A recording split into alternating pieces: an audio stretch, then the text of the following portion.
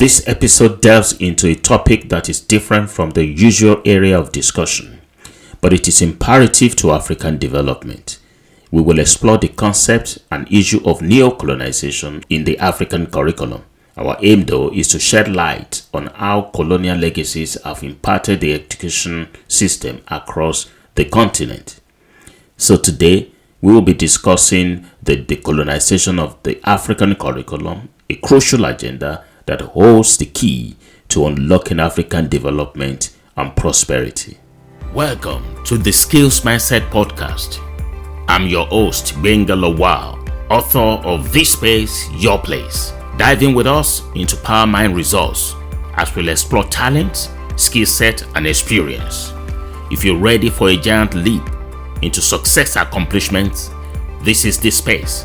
This is your place. Get ready and let's get started.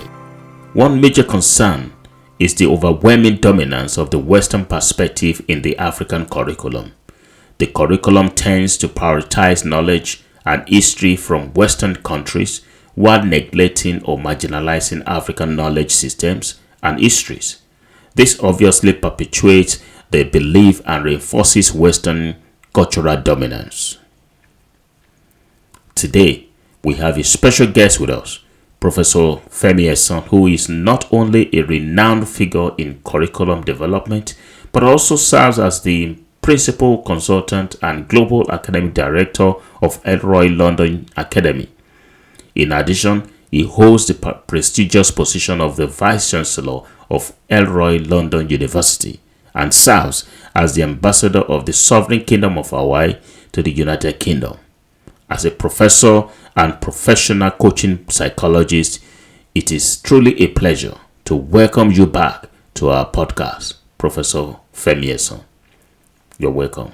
Prof, let's lay a bit of a background and foundation here. This is your second time, attending a podcast or, having us to host you on this podcast, Skills Mindset Podcast, which we are very grateful for. And we appreciate that you're able to make it this time around. It's always a joy anyway having you, because we all benefit from the depth of your experience and knowledge, and particularly the expertise that you bring on the table when issues are being discussed.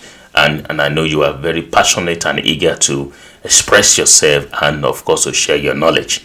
This, we are very happy that we have you, and we are confident that you are able to do what you know how to do best.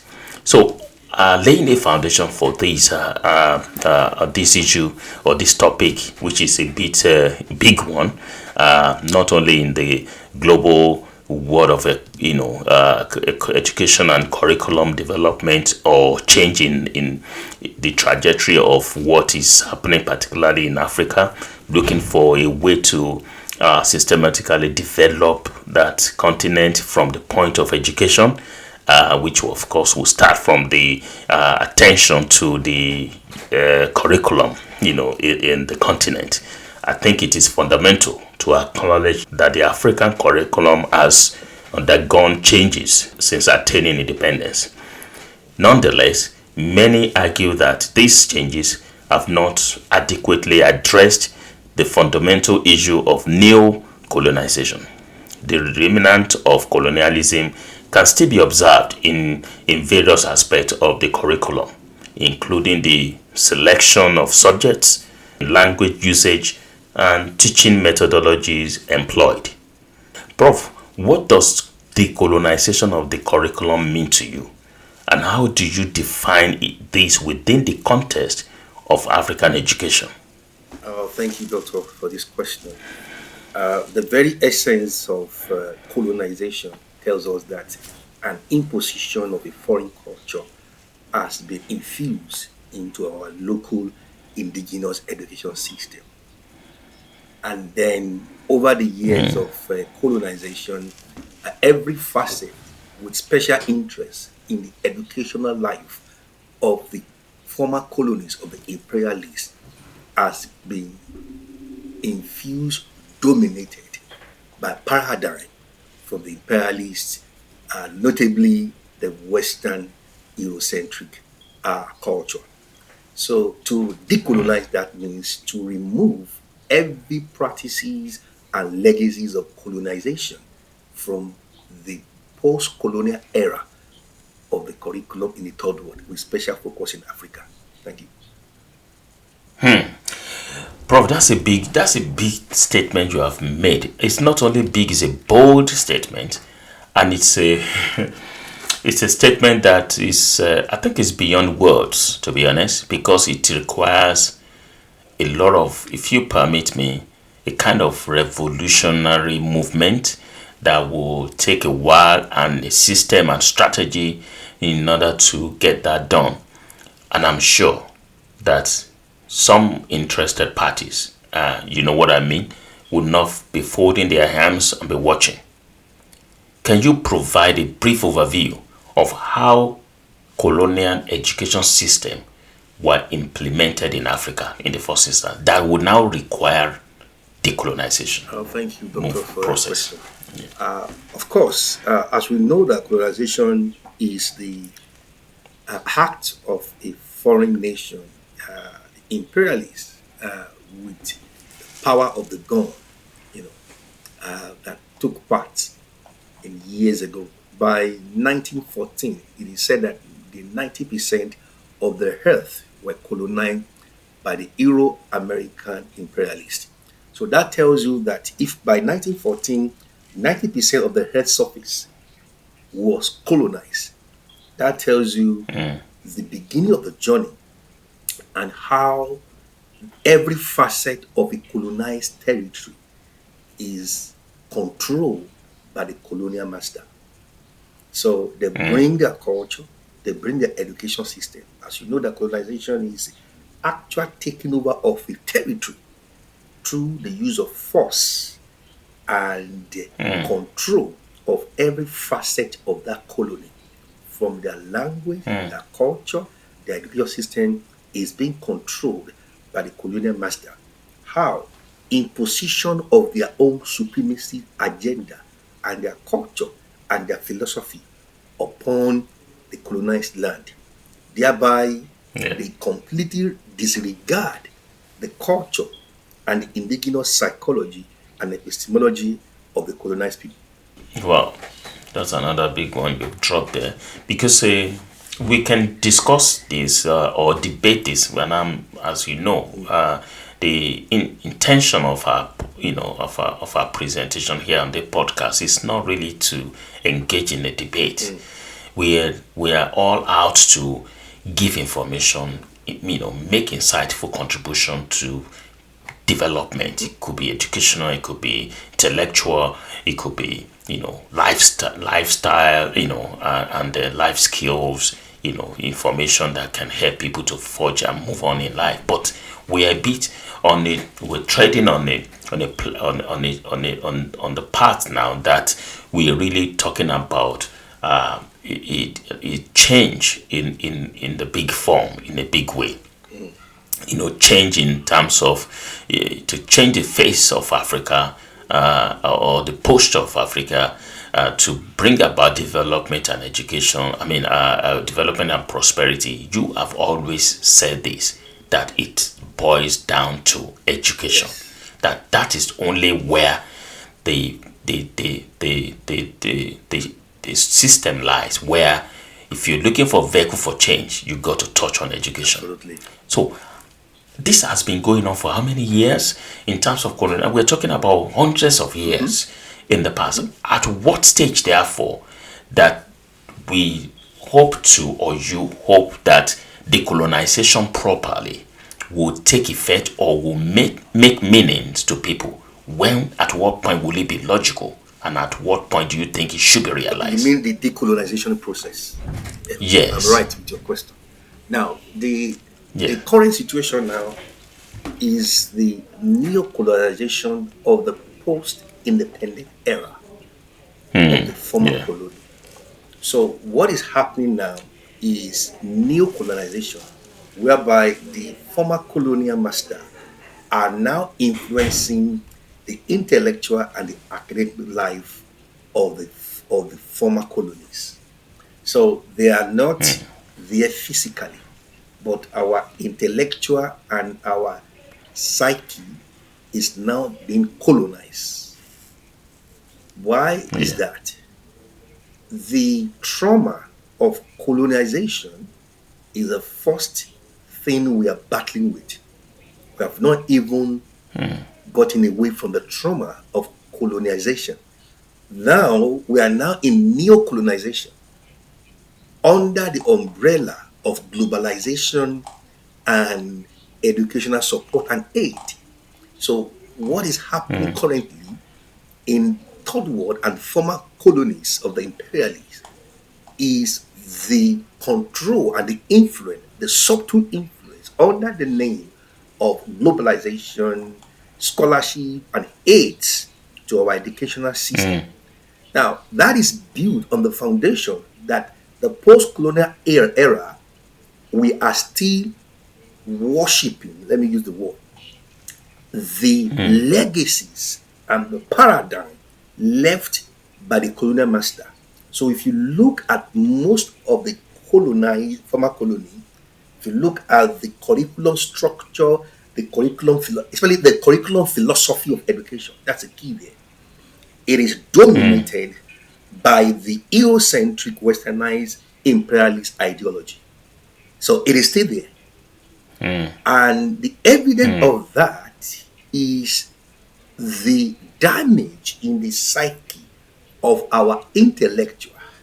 So people are highly educated but colonized in their mind. Yeah. So you touching on something here, and I just wanted to please make it a bit explicit for our listener. In terms of addressing how does a neo-colonial curriculum, neo-colonial, new colonialism, so to say, curriculum affect African cultural identity? Because you touched on cultural Yeah, lifestyle yeah, there, and indigenous knowledge yes. systems. How does that? How does that? Yeah, Yeah. because Please, when, you have the yeah, floor. thank you, Yeah. sir. When colonizer came, they imposed their philosophy on every aspect of the way of life of the colonized people. And thereby they completely ignore or disregard any expression of your indigenous epistemology, ontology, and indigenous knowledge. So, because the colonizer takes over your life, it dictates what to do. And first thing they control is your language, your means of communication. So the colonizer imposes on you his language. Secondly, he takes over your educational system because he wants to control what you learn. And the goal there is to colonize your mind and your thinking. And once the colonizer achieves that, he understands the power of mental conditioning. And so it does that in every aspect of your life. It shows to you that I'm superior, you are inferior. Look up to me for your ways of life, and I'm the one that have the standard to validate your way of life. And that's it. And that's where the damage is done. So, and that comes with its challenges, isn't it? Absolutely. Because again, I like to also acknowledge that though, yeah, colonialism took so much from particularly Africa, because we are our center of for discussion is Africa, isn't it? Yes. Took so much from Africa, and I know that even while that is the case or was the case, or neo-colonization is still the case, Yeah. we know that there are rooms for African identity to have a level of form or some form of expression here and there. Although, I mean, if you like, the methodology of teaching, the and then of course our educational system will have been subsumed or enveloped by the Western approach and systems. which we know that affected a lot of, which will affect our development in the way we think, the way we relate with environment, and the way we understand things. We speak in English today. It's not because we maybe maybe ordinarily we wouldn't have been speaking in English. It's not bad to speak in another language, but not when it is when you are forced to do what is not. And I'm not sure if that's also part of what you intend to discuss or share knowledge on today. But there are some steps. What are the steps? Because I'm just wondering, what are the clear steps, sir? From what point would you now begin to say that this is the action plan, or this is the strategy by which this the decolonization can strive or can be effective? If you have to list those steps, what would they be? Thank you for the question. Now, you have to look at the genesis of curriculum design and development. Okay. Now, in the principles of curriculum development, before a curriculum is designed, the first step is to carry out what is called learning need assessment. You see that?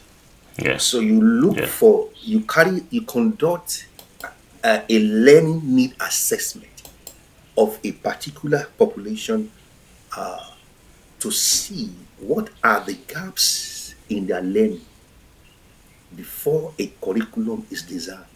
And that's the standard procedure. Now, the question I will put to you, before the colonial master invaded Africa, did they conduct a learning need analysis? That's the question for them to answer. So you can see there was nothing like that. So you came to me and imposed what you felt that I need to know according to your dictate. And that's it. And that cancelled the very foundation of curriculum design and development. So there was no learning needs assessment conducted in Africa. And therefore, we were imposed upon the supremacy ideology and educational philosophy of the colonial master. So the question now is, the education that we were exposed to is not originally in line with our indigenous learning needs. And that's the foundation. So the foreign education and foreign philosophy from the philosophies of the foreign thinkers were given to us according to their own cultural supremacy, disregarding completely what is our indigenous learning needs. Now, to go back for the process of decolonization, you have to go back to the principle, the first principle of conducting learning needs assessment. So to start the process of decolonization of the curriculum in Africa, we need to carry out our what? Learning need analysis. What do we actually need? Yeah. And this need can only be this assessment can only be conducted by the indigenous people themselves. You don't expect a foreigner that is not living in your culture, that is not part of your socio-cultural setting, to conduct a need for you. Yeah. So, and that is the first step. We need to look at what are the current learning needs of our indigenous people, our people in different cultures within different countries, and then see how do we meet this need. Are we going to completely disregard the Western philosophy? No. What we need to do is what we call indigenization and contextualization of the curriculum. And because we have to clear this ground that you cannot completely ignore Western education advancement. The evidence are there to see what the Western education has done to raise the dignity of humanity. So if you are going to the extreme and said you want to ignore that, you will remain in history, you'll be frozen in history, and you become antiquity. So what we are advocating for the process of decolonization is indigenization and contextualization of the curriculum. Thank you. Thank you, sir. Thank you. Two You're questions welcome. quickly. Yeah. Number one is it appears that the current African curriculum, education curriculum, is really not advantageous or no more, or it has overstayed its welcome, which means do, do we have any identified benefits to that? Is it not useful? Is it not helpful? Has it not been beneficial to African learning and knowledge, base, in terms of the in terms of what we have to come back with, or why is it now that we are talking about decolonization? Why Yes, I now? mean, it is very important. It's very important to talk about decolonization because you can see the outcome of our educational system. One of the outcome of a colonized curriculum that we discover is the mentality of inferiority complex. African educated individuals are mostly struggling when they come to meet the European counterpart in terms of their self-esteem and self-belief. Not only that, Unconsciously or consciously? both consciously and unconsciously, it is happening. Because the side effect of colonized curriculum is your self-esteem is destroyed unconsciously. You look up to the colonizer or the former colonizer as being superior to your indigenous knowledge. And thereby, you are looking out for the colonizer solutions to your indigenous problem. And you can see this in the African continent, where we keep on importing Eurocentric solutions in every aspect of our life. And it's not working. True. We keep on asking for aid. The question is, why should someone, a foreigner, come to solve my local problem? Who should take responsibility for that? That is the colonial trauma there that makes you to look up to your former colonizer as superior in their solution to your local problem. And that is the problem there. One of the deficiency of our neo-colonized curriculum is that we lack problem solving skill. That's it. In my Particularly research. that is based Yeah. within the environment, isn't it? So you will see this, which you will agree with me when you look at an average graduate from the third world. We lack problem solving skill, critical thinking skill, and reflective thinking skills. In our research, my research, this is what I found out. And that's why we are so dogmatic that anything that is of the foreign invention and solution, we take it hook, line, and sinker. Because we have a condition in our thinking that if it's not right, it is not right. And you can see that mentality in every aspect of our life, government, even in religion. Of course. You can see that. And that is coming from a colonized curriculum because it creates a dependency mentality. So you are dependent on the colonizer because you are exposed to his curriculum, his way of thinking, his philosophy. You are exposed from early childhood. I'll give you an example. From early years in Africa, when we are taught the alphabet, number one, we are taught English alphabet, not our local dialect alphabet. That's true. The language of communication, of teaching in our schools is English. So definitely, so starting from that, you have made to see English is a superior language. That's it. Yes, sir. When in alphabet were introduced to us, they said A for apple.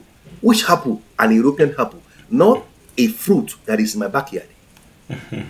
So right there from early years, the psyche of that child is looking forward to a foreign apple. as a superior plant To all the to fruits identify with. in his That is around it. him. Yeah, that's it. That's it. So you can see how subtly the mind has been colonized and conditioned from early years education. How do we now go back? Yeah. We need to decolonize the teacher education curriculum, because a colonized mind teacher cannot decolonize a curriculum.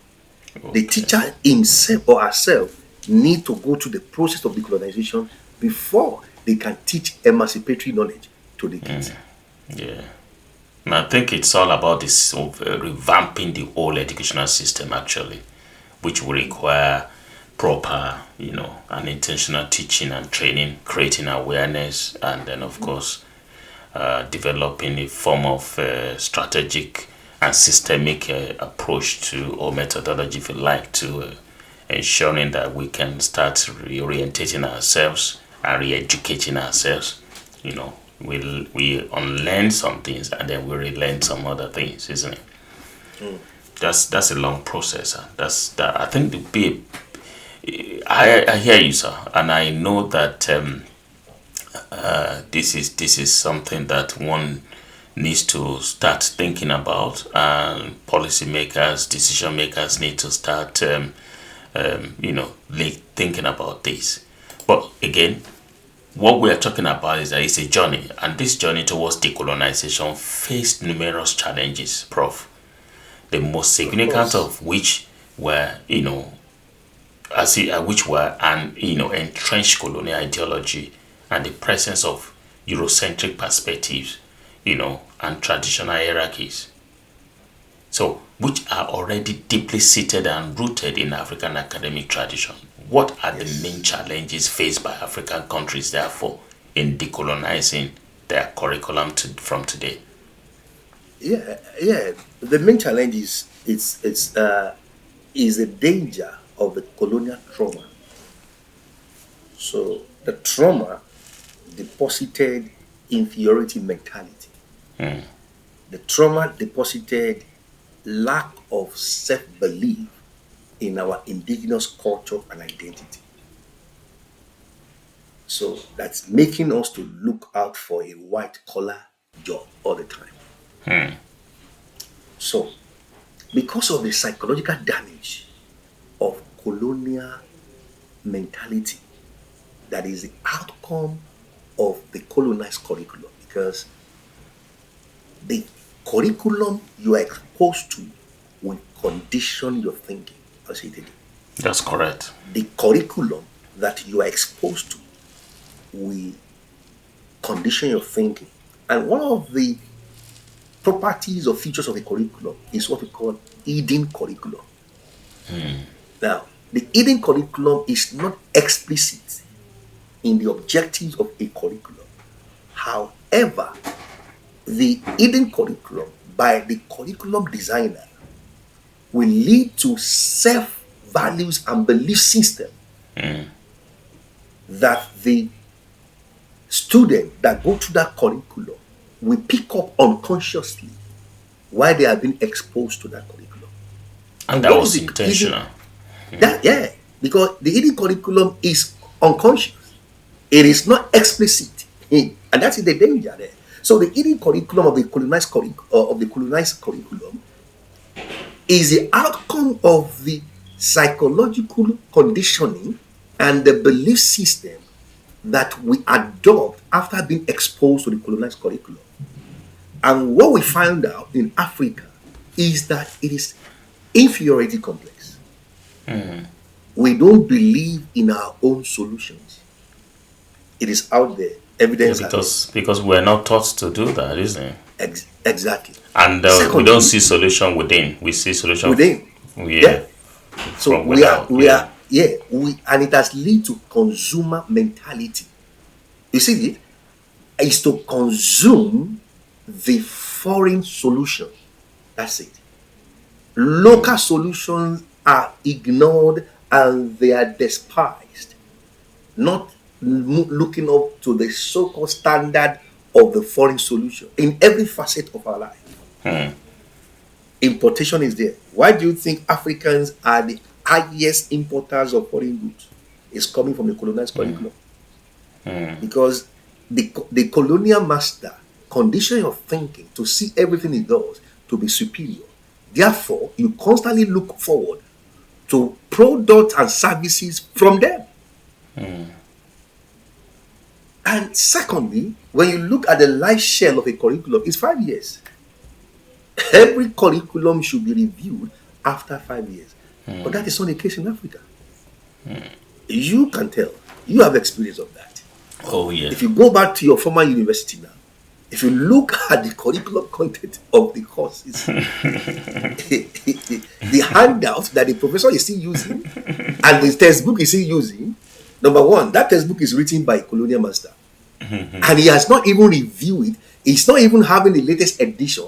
Talk less of an indigenous edition of that very textbook. Do you see the journey? And lastly, we lack indigenization and contextualization skill. It's a skill that you have to develop. I've just finished recently a book that we're about to launch on indigenous psychology of the African curriculum. And my passion is to decolonize the curriculum. What's the thrust of that book? Is that? What's the thrust? What's the central focus of the book? Yeah, the central idea is indigenous psychology of the African curriculum. Because when you look at psychology itself, psychology is culturally related. However, when the colonial master came on board, they brought their Eurocentric westernized psychology, which are philosophy of human character and human behavior that were developed and designed out of research conducted within their own socio-cultural context, not in our context. And therefore, they now make such philosophical and psychological perspective and theory to be universal, which is totally wrong. Because, for example, I do teach child psychology, and I asked my student one day, this book we're about to read, this content of this curriculum, was designed for a child that was born in Europe. And I asked them question, can you apply the psychology of a child born in Europe with a child born in Africa? They said no. And then I said, why are we now reading it? You see the question? I questioned that. I said, and that is emancipatory learning, is to question the status quo. So you wrote a child psychology book. That very book was based on a research and theoretical perspective of a child that was born in Europe or in the Western world, within a socio-cultural facet and context of a Western society. You are now using the same principle for a child that was born in a completely different socio-cultural environment. Yeah. And that is what is happening to us. Now, the goal here is to indigenalize that. We are not talking about completely disregarding the Western philosophy and Western education principle and perspective. What we are talking about is to contextualize it and make it indigenous. And that is the skill we are lacking. Yeah, I think so. Yeah. And I think it's for me as well. I think it has a lot to do, what you're talking about, it has a lot to do with the methodology of teaching as well, which of course, or the teaching approach that we employ, the language we use. Because you have said a lot of things. And English, for instance, pick English and French, that we are so familiar and dominant in Africa. You use French to teach biology and all these subjects. You use French to teach all that. You use English to teach all that. But you never use your indigenous language to teach anything. And in fact, to buttress your point, you are permitted within your environment to speak a foreign language which is acceptable, but you are barred from speaking your indigenous language because that becomes vernacular. that become less of a language that a civilized person should speak. If you're a civilized person, you should speak in either French and predominantly in English. And I think that's call for concern, isn't it? Yeah. Yeah, so that is why where you see the damage has been done. So you now see English as superior to your local dialect, and language is language. How do you embrace and develop an indigenous people? It is through their Yeah, language, of course. because the And language it's gives very them the powerful for, vehicle, yes. yes, for understanding of concept and theories. And they can So, for relate with example, things. Yeah. that is it. That's it. So, how do I develop your understanding? I have to speak your language that you understand. So and that's why we're talking about indigenization and contextualization. So how do we not interpret this concept in the local dialect of the people Yeah. to enhance their understanding? And that's why you now see a graduate, we come out from a university in Nigeria, uh, an engineering graduate that is not able to operate an apparatus. But you should we look at his result. He has distinction. He has first class. Why? He understands theoretical, but not the practice.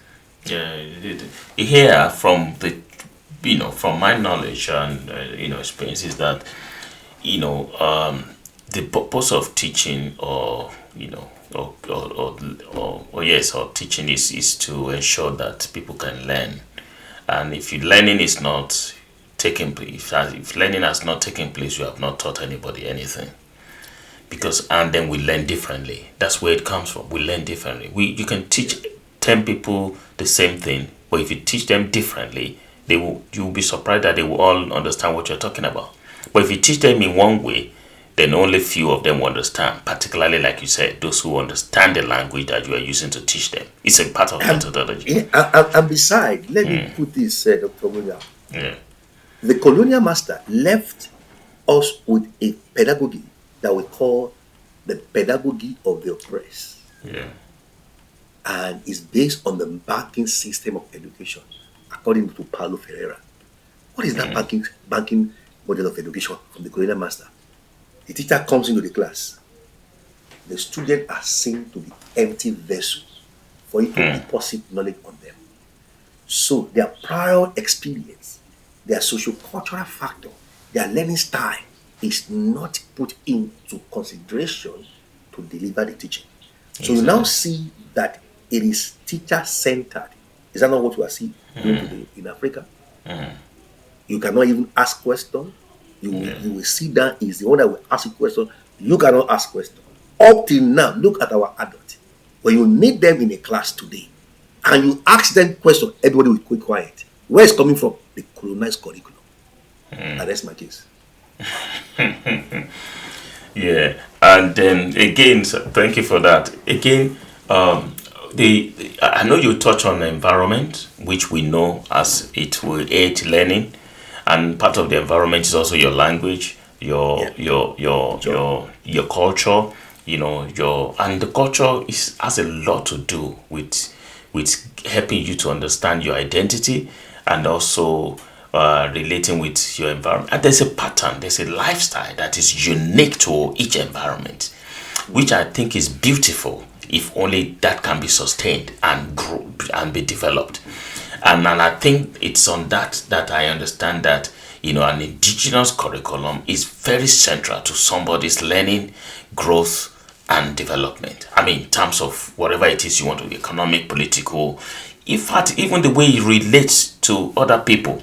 Because when we come together from different cultural backgrounds, and I think it will be so beautiful to now share experiences, and to now, so without any prejudice or bias or any sense of inferiority or complex in the room, it will be so beautiful that we're all sharing different things, but then coming to terms as to what we want to agree on. But that is a way thrown out of the window with the structure that we presently have. And to worsen it, I'm not sure neo-colonization is not even enhancing the bad structure, put it that way, that we already have. Because there are different approaches now by which we're being colonized, or African is being colonized, or people are being colonized by this modern way of education, social media, and all that. Things are, so that's why I was looking at at what point do we start, the process, and then what shape or form is it going to take to ensure that, decolonization can actually begin or take place at all, and then gradually moving on. I think we have a lot to deal with. There's a lot Africa needs to deal with. Or what approach do you think is ideal, or is going to be relevant, and is going to be beneficial to this movement, Yeah, if you like? yeah. Thank you for this question. When you look at the usual approach, you have to start with the creation of awareness. So the question is, are the policymakers living in awareness, or they are living in denial? That's a question you raise. And don't forget They that must have been trained this abroad as well. exactly. So they are conditioned to embrace the superiority of the Western philosophy and way of life. When you look at the Western countries and look at advancement in every facet of the Western society, you want to believe, which is factual evidence, and see that these people are superior. They have advanced. However, you are local, and your social-cultural context is totally different. You see that? What ideas and solutions that you saw in the Western cosmopolitan society oftentimes are not relevant to your social context. That's it. The principle can be the same, Yeah. but its application may not be the same. And the application is the indigenization and contextualization. And that's what we're talking about. It has to be. So It I has to be. so I Yeah. see I see a theory, I see a concept. A concept is coming from Western philosophy. And if that theory is universal theory, how do I apply it within my local context? And that is contextualization and indigenization. And that's what I wrote in my book. That we are not discarding the beautiful advancement of Western education to humanity. Yeah. Because if you want to do that, you'll be frozen in time and you become antiquity. Yeah. However, the way forward is indigenization and contextualization. So we need applied philosophy. You see that? Contextual applied philosophy of the curriculum. I'll give you an example. So I'm teaching a concept, an Eurocentric concept. As a teacher, I'll start using cultural relevant example in my pedagogy. That's it. So I'm teaching this kid, I'm bringing a foreign concept, a universal principle. Okay, how does this principle apply within the socio-cultural context of these kids, of this student? That's it. So it is that shift in paradigm, and that is a skill to be acquired. I'll give you a very good example. If you look at theology, an African theologian or an African priest that is living in a Western nation, you notice that when they start a church, 90 to 98% of the members are African people. Have you ever wondered? Yes, you're Why right. is that? It's Why? because they fail to contextualize their theology. Because the African theology, it is culturally infused and is relevant to the sociocultural setting of that African context. But you now come to Europe and you are still teaching the same principle. An European person will not listen to you. Why? Because the application of those principles in Africa context is not applicable to the cosmopolitan society of Europe. You see that? And besides, most of this theology that we bring from Africa were based on needs. And that need is provided by the European government. So tell me why God is relevant to them. If all you know is the God that butter your bread, that put sugar in your tea, and you are telling an European person to come and take that God, It will ask you, why do I need to pray when there is light, when there is energy, when there is good road? Why do I need to pray? So it's the same example that when we import foreign ideologies and foreign philosophy, we now need to contextualize that philosophy to make it relevant to the socio-cultural setting for people. Wow, that is a lot there. How about can you touch on the various aspects of the curriculum that need some? I know need some need to be looked at precisely. Could it Yes, also the be part philosophy. of the subject about the Mhm. subject about the language being the language usage and all of that? I Can think they? the Yes. first thing, doctor, is the Yeah. philosophy of curriculum.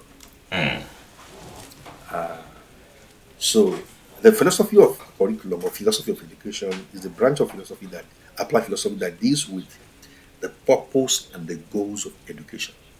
You see that the purpose, the goals of the education, the content, and the delivery or the pedagogical approach in that curriculum. So when you look at the philosophy of education, the dominant Eurocentric philosophy of education is built after the Industrial Revolution. And that system, that philosophy has influenced Western education, which simply condition people to go to the university, get a degree, look for a job, look for 9 to 5, and live on salary. You see that? And then you are heavily taxed through your task to look after the people that cannot work in the society. You see that Western philosophy. So whether they can work or not is another question for another day. So, but it's coming from your salary. Yeah. Now, you are conditioned by the Western philosophy of education to live on salary. Now, look at that philosophy in Africa, where number one, job opportunities are very limited. So you can see how that philosophy of education that has conditioned our thinking to always look for salary job has led to the current economic crisis in Africa. That philosophy has also conditioned us in Africa to be consumers. Whereas we need a philosophy of education that prepares you to become entrepreneurs. And that's why you see the difference in the Asian countries. An Asian man will go to a town, is looking for a business, not for a job. He can start with a job. While he's working, he's saving money to start a business.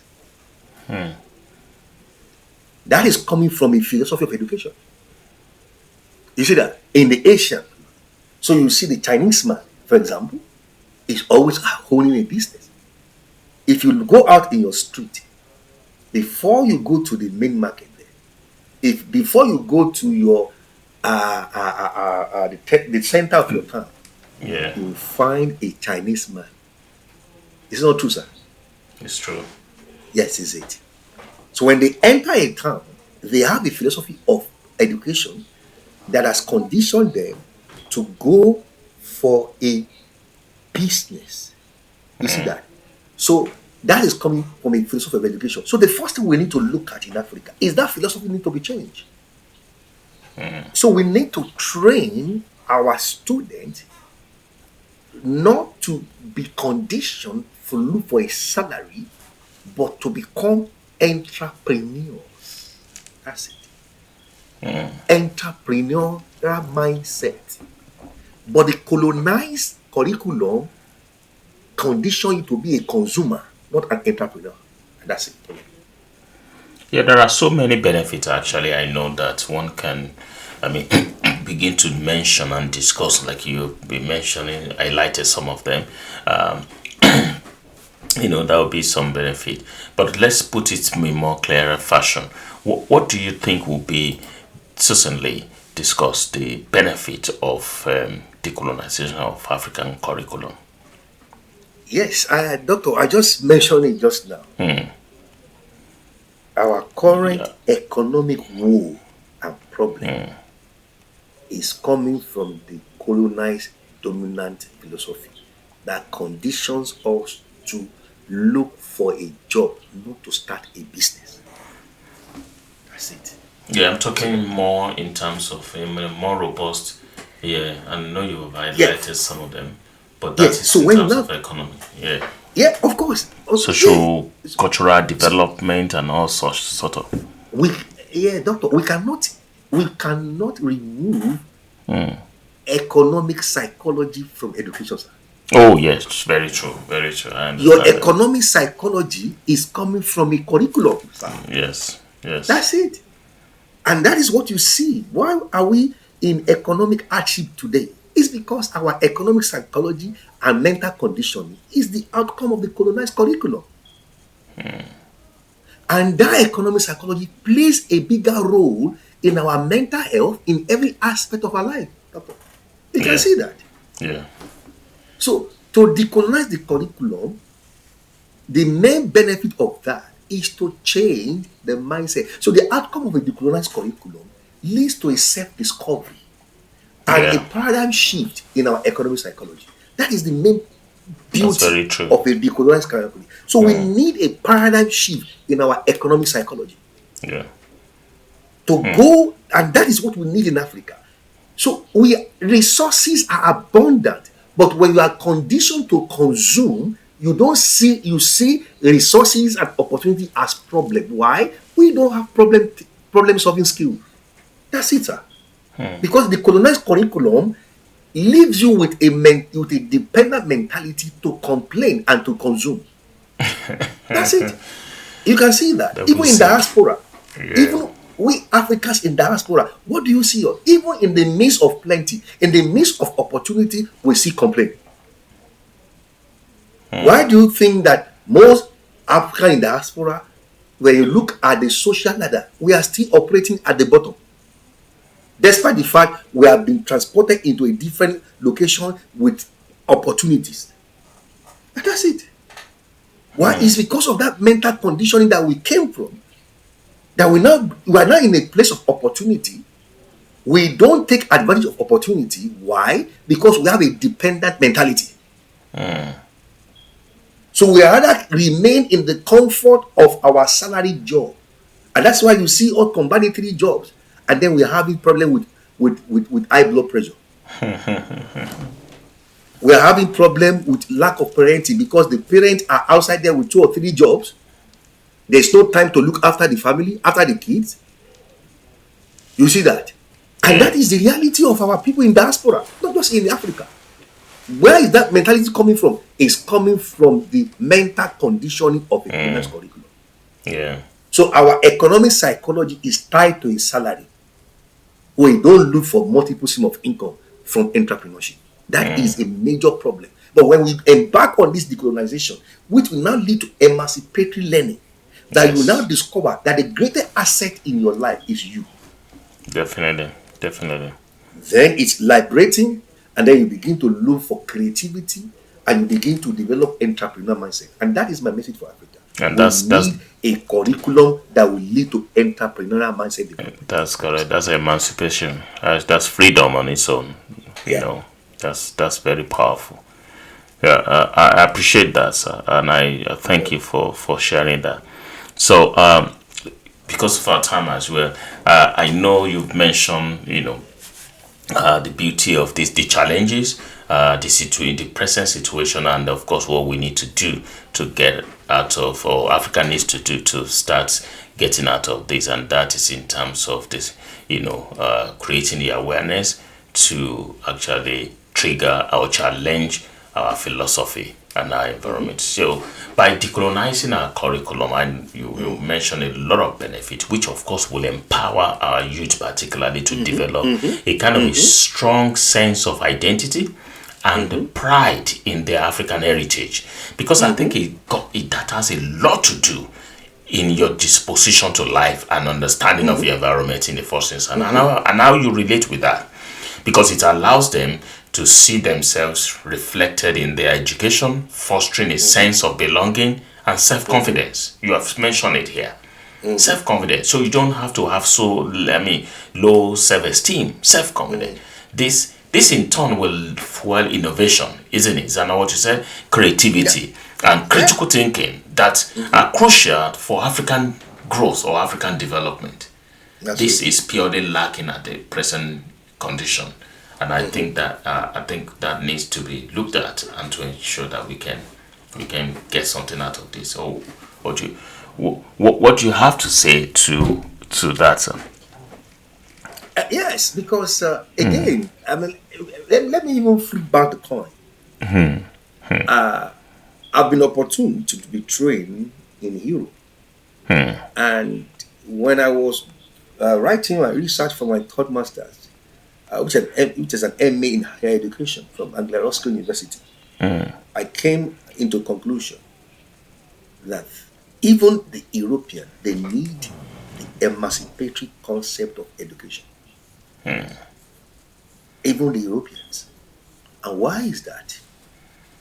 If you look at the goal of education, according to Bloom taxonomy, there are three main objectives of education. So you look at the psychomotor, the intellectual, and then your emotional learning goal. So what we find out in Europe, which you can also attest to it, the affective domain, is that graduates are suffering from self-esteem needs. So you will see that an average graduate from the European culture has good intellectual skills, that is intellectual goal they Yeah. are developed. But when it comes to the affective domain, where the social culture, the social emotional learning, you see that it is really lacking. And that's why you see depression on the increase. You see that. The recent riot tells you what is happening in the population. Yeah. So your social emotional skills is where you develop the skill of social intelligence, Of course. Yeah. emotional intelligence that leads to your self-regulation and your self-psychology. Yeah. That is also missing in the European culture of education. Don't you see that? So, what is my argument? I propose an emancipatory transpersonal philosophy of education.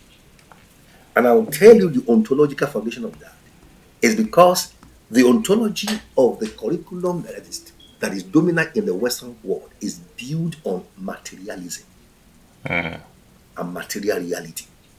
Even this mind is seen as a material concussion and interaction between the brain and the mind. So you now see that the dominant philosophy of education in the Western world is built on the ontological foundation of materialism. And that is, their idea of reality is purely materialistic. Yeah. And so when you now see that, it also permeates every facet of every discipline. For Yeah. example, in medicine, in psychiatric medicine, so you see that the intervention that they provide through the advancement is purely on a medical biological model. In other words, man is seen as a mind and body. That is the materialistic dualism.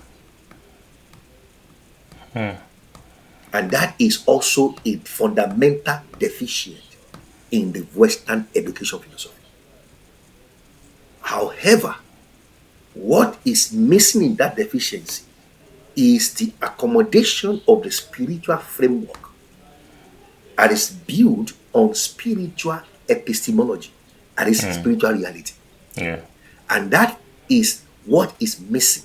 So we need a curriculum that is not only educating your intellect, but is educating your spiritual self. Spiritual Thank sense. you. Yeah. That's very true. But we are concentrating on Africa, curriculum at the moment. But because I know that, that in itself is not essentially or only and essentially rely on the changing or revamping of the curriculum alone. I think it has a lot to do as well with the psychology and the philosophy, which I know is based on education, but of course, what the environment also dictates at the moment. But looking at Africa, I'm really, really interested in the decolonization of African curriculum, to be honest, because if you are in learning and if you are, passionate about growth and development, I think you want to see the reason why growth can be easily enhanced or can be essentially enhanced, and we have nailed it on. You have touched on the name on the head by saying this: awareness, education, and things like that needs to be looked at, because I know that a decolonized curriculum equips not only our students with the knowledge and skills necessary to address the challenges faced by our continent in terms of African continent, but it enables them to understand the root causes of social, economic, and political issues, particularly political issues. You mentioned you touch on some, situation where people protest and riot and all that. Sometimes you want to understand the basis for that. You want to understand your environment. You want to understand the social, cultural, contribution and or economic and political issues contributing to that. What is the picture around you? What is the dictator around you? Why why are things happening the way they are? Those are the things that one needs to question and interrogate within its environment before you get into some actions, of protest or riot. And I'm not saying people shouldn't protest, don't get me wrong, but again, you want to do things from the point of knowledge rather than from the point of sentiment or that you are conditioned to do. The colonized curriculum will empower them to find sustainable solutions that are rooted in African context, isn't it, sir? And if there's anything, I just want a situation where people can do things the way it should be done. What do I mean by that? Do this from the point of knowledge, do things from the point of awareness, and let that awareness get to you in terms of, education will help you. Your curriculum and your environment will help you to think and to understand, because it's from that point that you can then begin to relate with the external world. We're talking about national and international relations, for instance. No two people meet without having a relationship in one way or another. But it is what you have, is your disposition to life that will help you to engage in such an environment. Your disposition. And we have seen that if your disposition is come to compromise, or it is tailored made, or it is programmed, I think you will be a fake man relating in a real world, an ideal world. I don't know if that makes sense at all, but that's what it is, because you have just lost what you should be representing. You are just representing what they program you to represent, and there is no way you will get it done better, because you will always have faults. But when you flow from the point of where you are, what you are about, I think naturally there's some things that will be so clear to you.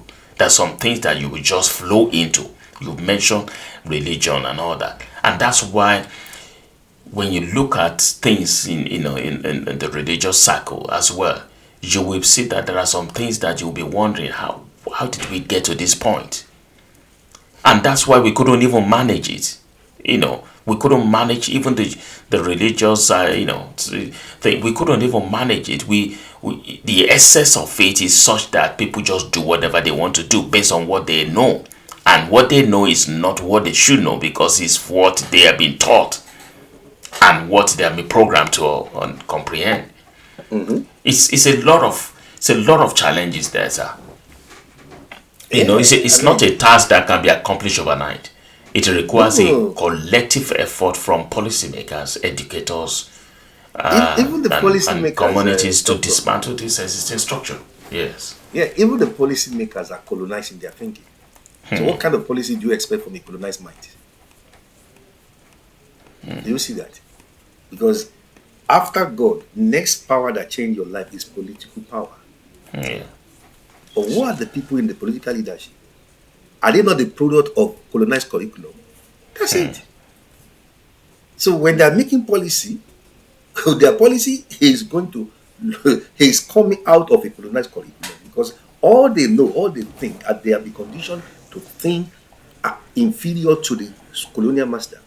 So the policies and their policies that they were going to make will always be in subject to the colonial master. Wow. And that is what. And so the other day I was telling someone that was interviewing me, I said, "Why do you always blame government?" I said, "Stop it." I said, "The people in the political arena, are they aliens? Are they not from your society? Are they not from your society?" He said, "Yes." Then I said, "Why are you blaming them?"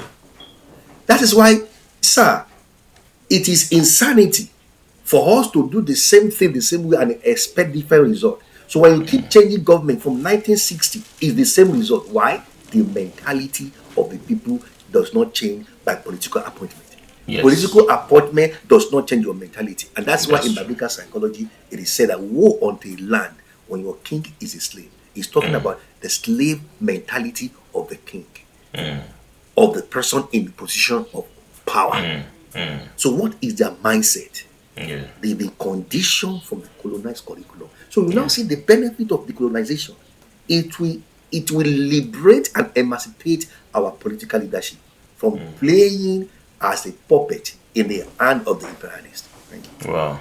Thank you so much, sir. Thank you so much. I think we will have to be mindful of time, and we'll leave it at some point. But I know that you've raised an issue. We've discussed some a topic that needs a lot of pondering, a lot of ruminating, a lot of thinking about, and then of course a lot of coming together, round table discussion to map out strategies by which this can be implemented and how we can begin. Because now we know that it has a lot to do with the system, the entire system and fabrics of African continent. So that is so true. So, but we need to still find a way to embrace a more inclusive, because that's what decolonization will do, a more inclusive and representative approach to education. Because that is what it is to. That is what decolonization means. An inclusive and representative approach to education. So, sir, last word. What do you have to say in your final words, sir?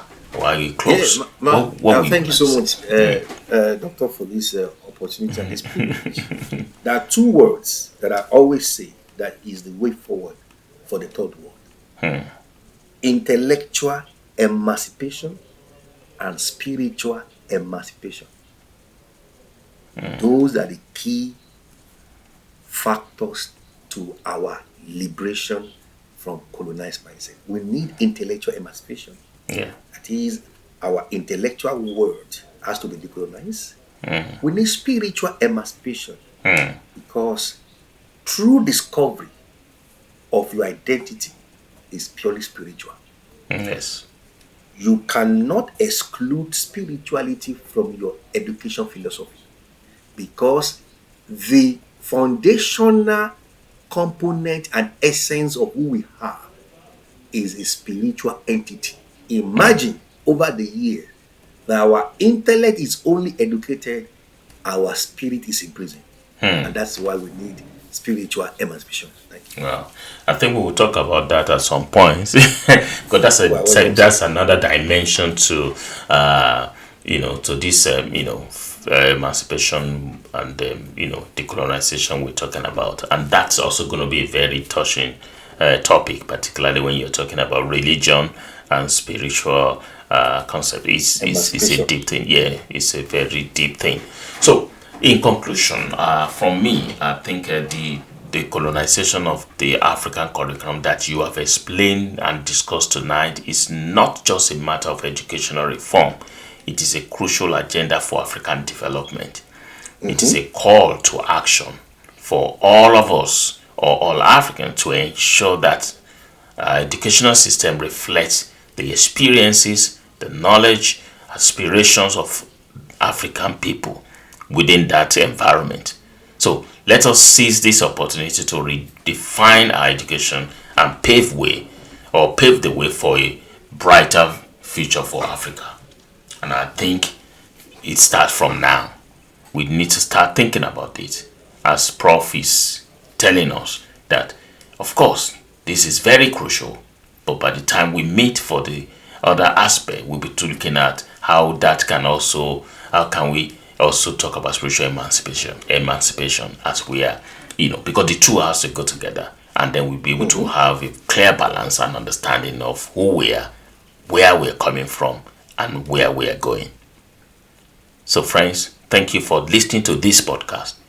I hope you find them inspiring and informative. If you have any questions, comments, or inquiries, please feel free to visit our website at www.skillsmindset.com. Leave us a message and one of us, will reach out to you. And also please subscribe to this podcast so that you don't miss any episode. I encourage you to embrace every moment with courage and optimism. Continue to pursue your dreams with relentless passion. Until next time, take care. Chase your dreams and your goals with knowledge and stay focused. Bye for now. Thank you. Thank you so much, Prof. Thank you for that. Thank you. You're welcome.